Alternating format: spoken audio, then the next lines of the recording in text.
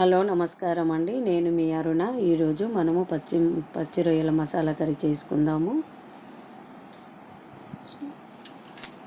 Stove మీద ఒక గిన్నె పెట్టి 3 గరిటెల నూనె కొంచెం ఆవాలు జీలకర్ర వేసుకోవాలండి. ముందుగానే కలిపి పెట్టుకున్న కేజీ రొయ్యలకు మసాలా పట్టించి పెట్టానండి. అది ఇప్పుడు వేసాను.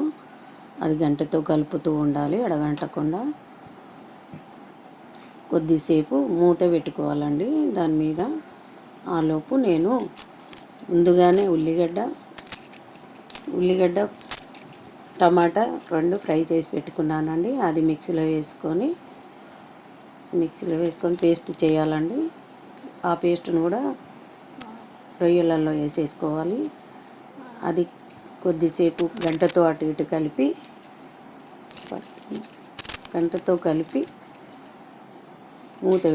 గంటతో కలుపుతూ ఉండాలండి, అడగంటకుండా. మూత పెట్టేసి అందులోనే మనము నిమ్మకాయ అంత సైజు చింతపండు రసం ముందుగానే తీసి పెట్టుకున్నాను, అది పోసేస్తున్నానండి నేను. ఇప్పుడు అది మంచిగా కలిపి మూత పెట్టేసేయాలి. అది కొద్దిసేపు ఉడికిన తర్వాత సిమ్ మీద పెట్టకుండా మినిమంలో పెట్టుకోవాలండి. మూత పెట్టేసి ఉడికించుకోవాలండి. అది ఇప్పుడు కొంచెం ఆయిల్ పైకి వస్తుందండి.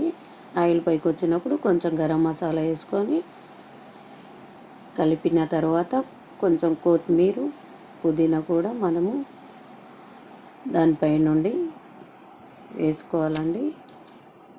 నేను ఇప్పుడు పుదీనా కొత్తిమీర కూడా వేస్తున్నానండి.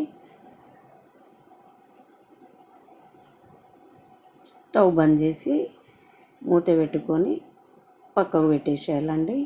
అంతే, పచ్చి రొయ్యల మసాలా కర్రీ రెడీ. ఈ కర్రీ మీకు నచ్చినట్టయితే మీరు కూడా ఒకసారి ట్రై చేసి కామెంట్ రూపంలో చెప్పండి. ఇదండి మా అమ్మ చేసిన వంట. ఈ వీడియో మీకు నచ్చినట్టయితే లైక్ చేయండి, షేర్ చేయండి, సబ్స్క్రైబ్ చేయండి. Thank you for watching.